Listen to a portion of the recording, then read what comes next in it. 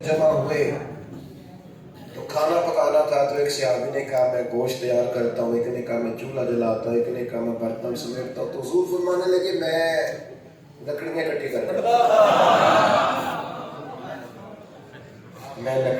करके लाता हूँ, आग भी तो जला रही है। ऐसा कर न ले वैसे सारे मिलके। वो एक बुजुर्ग एक दफा मुझे कहने लगे मुझे मैंने सलाम नहीं कर दे। मैंने कहा ये तो एतराज ही नहीं, एतराज तो ये बन सकता है कि ये मेरी सलाम का जवाब नहीं दे। अगर ये सलाम नहीं करते तो आप बिस्मिल्लाह करें, आप कर लिया करें। अगर ये जवाब न दें तो फिर उसमें एतराज है। ये क्या बात हुई कि सारे मुझे ही सलाम करें क्योंकि मैं पीर साहब हूँ, मैं लामा साहब हूँ, मैं बुजुर्ग साहब हूँ। ये क्यों आपने फर्ज कर लिया बिला वजह? आप नॉर्मल जिंदगी गुजारे रूटीन में, उसमें बेहतर ही रहे, आसान रहता है बंदा। ये जो लोग प्रोटोकॉल के आदी हो जाते हैं ना, ये प्रोटोकॉल देने वाले परेशान नहीं होते, लेने वाले ज्यादा परेशान। आपको क्या बताएं, बंदे की कोई पर्सनल लाइफ ही नहीं रहती, तो कोई काम ही नहीं बेचारा कर सकता, इधर उधर भी नहीं जा सकता, कुछ लेने देने, एक कैदी को जैसी जिंदगी गुजारता है। अल्लाह ताला अपना फजल फरमाए और रहमत करे सब पर। तो अपने मिजाज में आजिज़ी इनकिसारी। एक शाम से एक शख्स हुजूर से मिलने आए। गरीब आदमी ना बेचारा डरता बड़ा है, क्योंकि बंदे के पास गाड़ी ना हो तो फिर गाड़ी में बैठने का तरीका भी नहीं होता। जिदे घर दाने कमरे भी सियाने, तो बेचारा डर रहा था, सहम रहा था। मस्जिद नबी में आया तो नबी करीम ने फरमाया डरते क्यों? आपकी तवज्जो है मेरी बात पर? बस मैं समेटने लगा हूं बड़ी जल्दी बात। डरते क्यों हो, सहमे हुए क्यों हो? तो कहने लगा या रसूलल्लाह मैं मदीने की हुकूमत के सरबराह के पास आया हूं, डर लगता है। कोई ऐसी बात ना हो। देखो बात कहाँ की थी, हुजूर कहाँ पहुंच गए। करीम की आंखों में आंसू छलके और हुजूर फरमाने लगे तो किसी बादशाह के पास नहीं आया। ये देखो हुजूर को कहाँ कहाँ अपनी अम्मा की याद आ। हुजूर अपनी वालदा को याद करने लगे। करीम फरमाने लगे तू तो उस बेटे के पास आया है जिसकी माँ गोश्त के खुश्क टुकड़े खा के भी गुजारा कर लेती, खुश्क टुकड़े खा के भी गुजारा कर लेती थी।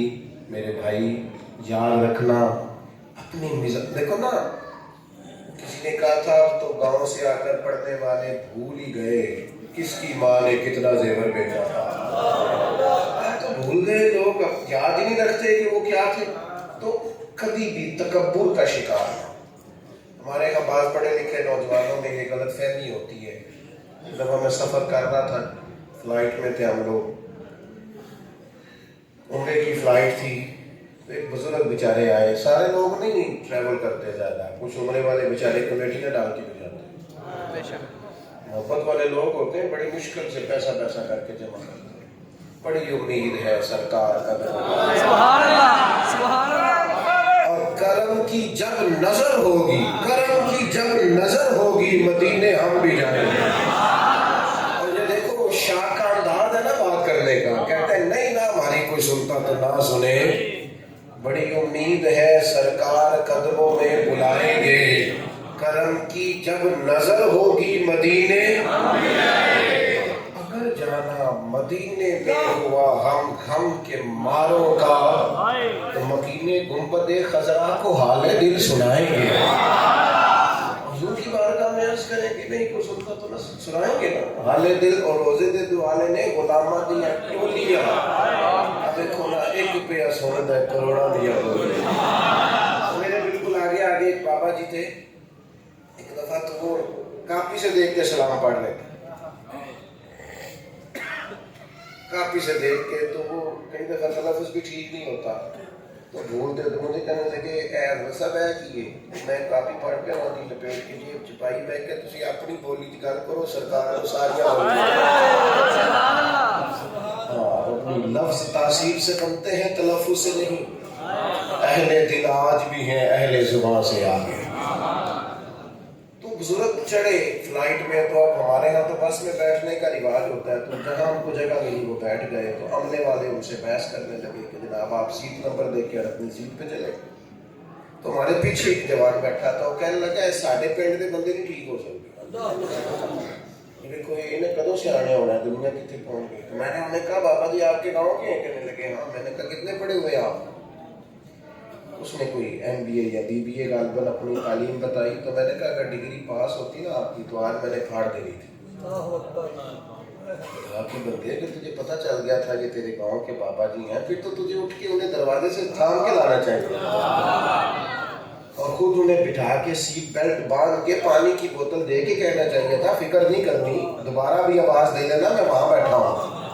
علم تو آدمی کو آج ہی سکھاتا ہے، اور تو کہہ رہا جاہل ہے، ان کو پتہ ہی کوئی نہیں. تو پڑھا لکھا ہوتا تو تیرا اخلاق بتاتا.